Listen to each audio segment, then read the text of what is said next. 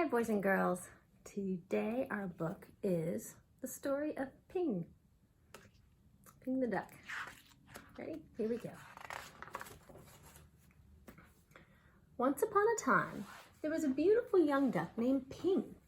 Ping lived with his mother and his father and his 2 sisters and 3 brothers and 11 aunts and 7 uncles and 42 cousins.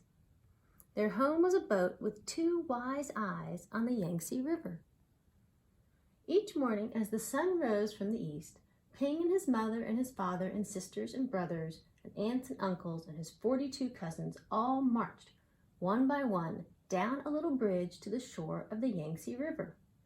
All day they would hunt for snails and little fishes and other pleasant things to eat. But in the evening,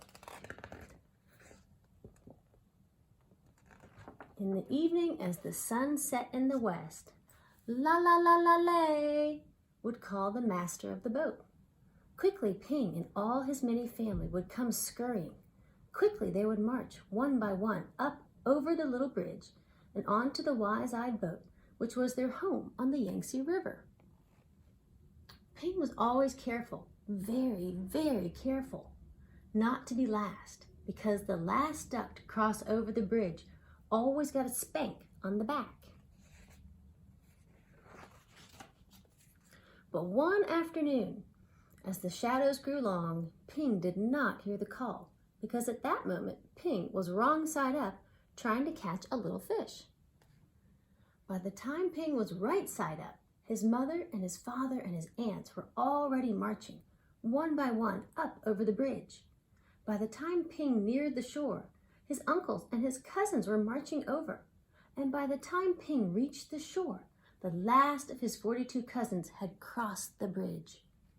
Ping knew he would be the last, the very last duck, if he crossed the bridge. Ping did not want to be spanked. So he hid.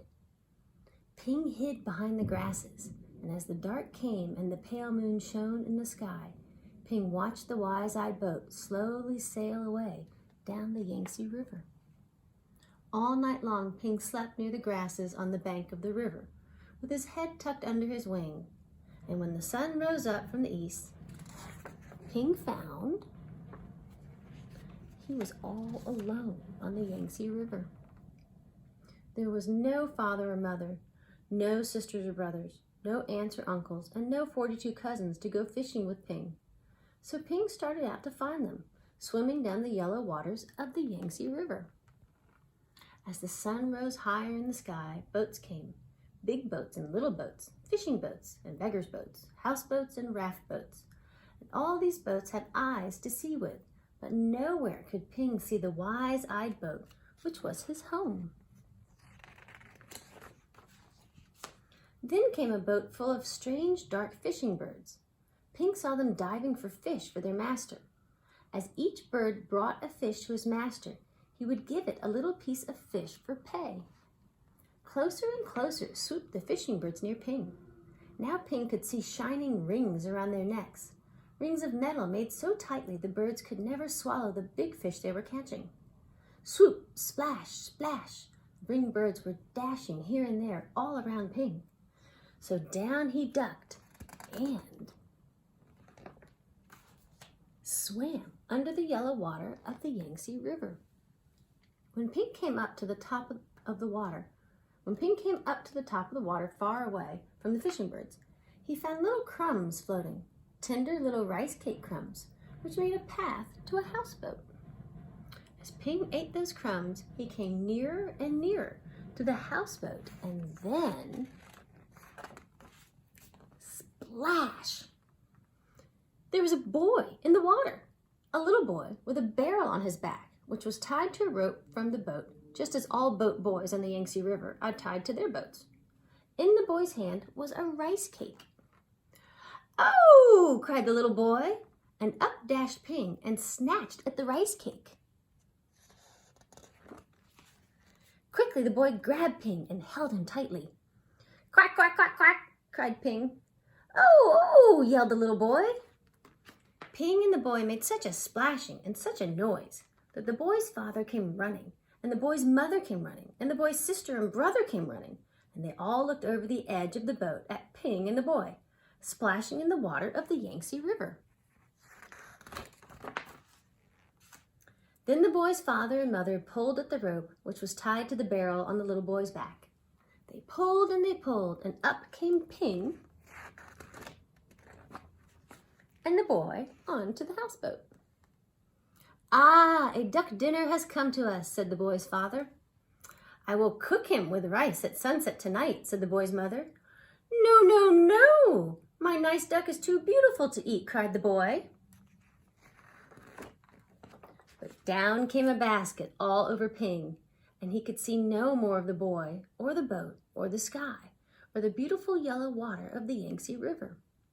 All day long, Ping could see only the thin lines of sun which shone through the cracks in the basket, and Ping was very sad.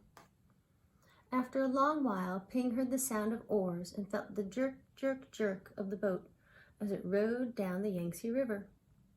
Soon the lines of sunshine which came through the cracks of the basket turned rose color, and Ping knew that the sun was setting in the west. Ping heard footsteps coming near him.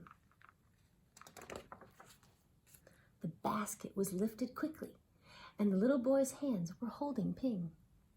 Quickly, quietly, the boy dropped Ping over the side of the boat, and Ping slipped into the water, the beautiful yellow water of the Yangtze River.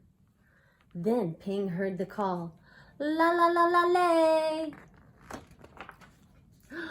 Ping looked, and there near the bank of the river was the wise-eyed boat, which was Ping's home. And Ping saw his mother and his father and his aunts all marching, one by one, up over the little bridge. Swiftly, Ping turned and swam, paddling toward the shore. Now Ping could see his uncles marching, one by one. Paddle, paddle, paddle, Ping hurried toward the shore. Ping saw his cousins marching, one by one. Paddle, paddle, paddle, Ping neared the shore, but as Ping reached the shore, the last of Ping's 42 cousins marched over the bridge, and Ping knew that he was late again. But up marched Ping, up over the little bridge, and spank came the spank on Ping's back. Then at last Ping was back with his mother and his father, and 2 sisters and 3 brothers, and 11 aunts and 7 uncles and 42 cousins, home again on the wise-eyed boat on the Yangtze River. Happy Ping made it back home.